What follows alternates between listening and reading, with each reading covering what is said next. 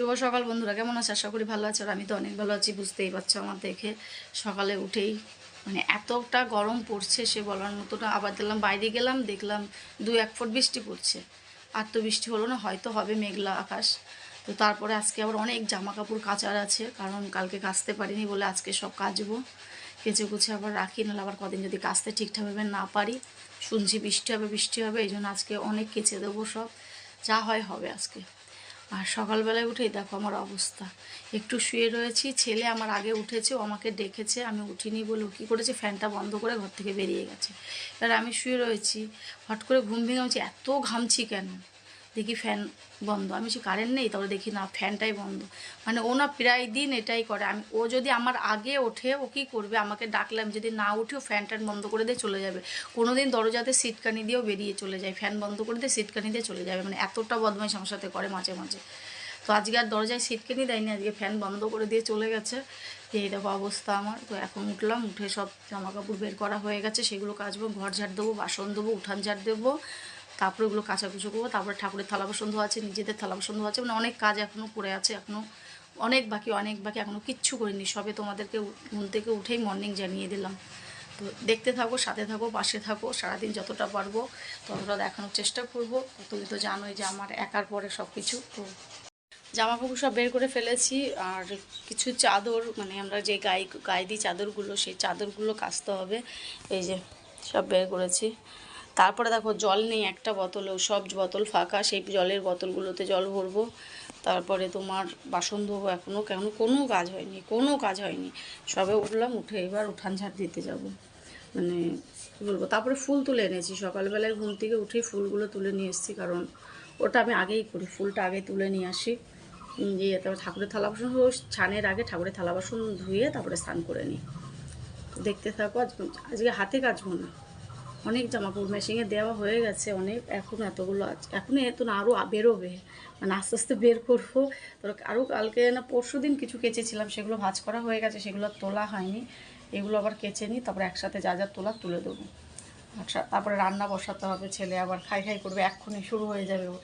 খাওয়া হয়ে গেছে সকালে একবার ওদের, মানে উঠে ওরা ব্রাশ করলো, ব্রাশ করে আমি ওদেরকে খেতে দিয়ে দিয়েছি। মানে কিছু কিছু কাজ আমি গুছিয়ে নিয়েছি ঘরের কাজ করার আগে। তো তারপরে তো এখন আমার ঘরের কাজ, তারপরে স্নান করা আছে, সব করে টোরে নিয়ে পুজো টুজো দিয়ে তারপরে আমার কিছু টিফিন করে নেব। তো দেখতে থাকো, যতটা পারবো ততটা। মেশিনে তো এই যে মেশিনে কাপড় চোপড় দেওয়া হয়ে গেছে কিছুটা, আর কিছু দেবো এখনও, দেখতে থাকো।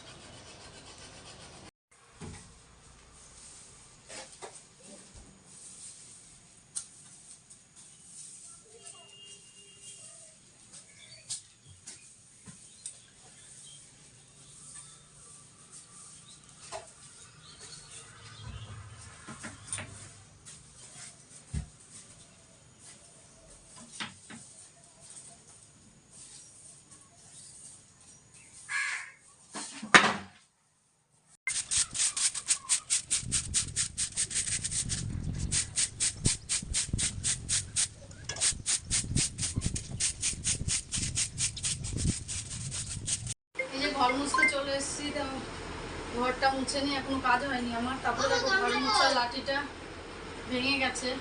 তো ভেঙে গেলে কি করবো, তুলিটা এখনো ভালো আছে, তো ফেলে দেবো, এই কারণে কুঞ্চিটা ভরে নিয়েছি।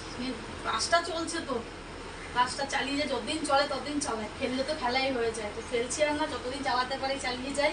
এখনো কাজ হয়নি, তারপর ঘর ঝাড় দিয়ে উঠান ঝাড় দিয়ে এই ঘর মুছতে এসেছি, এবার বাসন ধোবো, অনেক কাজ এখনো দেরি আছে আমার, দেখতে থাকো।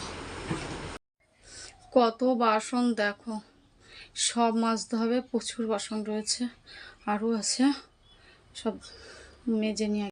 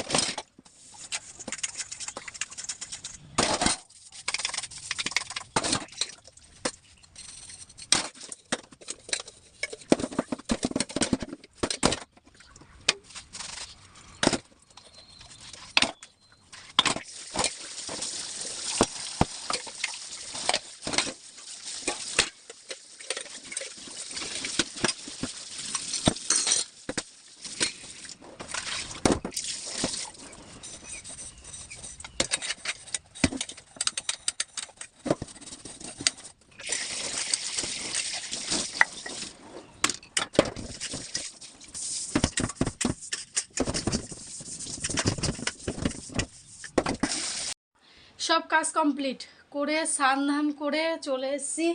এইবার এই যে ঠাকুর সেবাটা দিয়ে নেব, সব গোছানো হয়ে গেছে। এইবার পুজোটা দিয়ে তারপরে নিজে একটু চাটা খাবো। এই যে ফুল সব কমপ্লিট দিয়ে এবার পুজোটা দিয়ে নিই। আর আমার এই যে বড় মা সব আছে, তাদেরকে একটু সেবা দিয়ে দিয়ে তারপরে নিজে করব। আর ছেলেদের তো তার আগেই দেওয়া হয়ে গেছে খাবার। আবার পুজো দেওয়া কমপ্লিট করে সব কমপ্লিট করে চলে এসেছি রান্নাঘরে। এইবার চা করব, চা খাবো এবং রান্না বসাবো। ছেলেদেরকে তো খেতে দিতে হবে, তো এখন কিছু আলু সিদ্ধ ভাত করে ওদেরকে খাইয়ে দেবো, তারপরে আবার রান্না করব। দেখতে থাকো।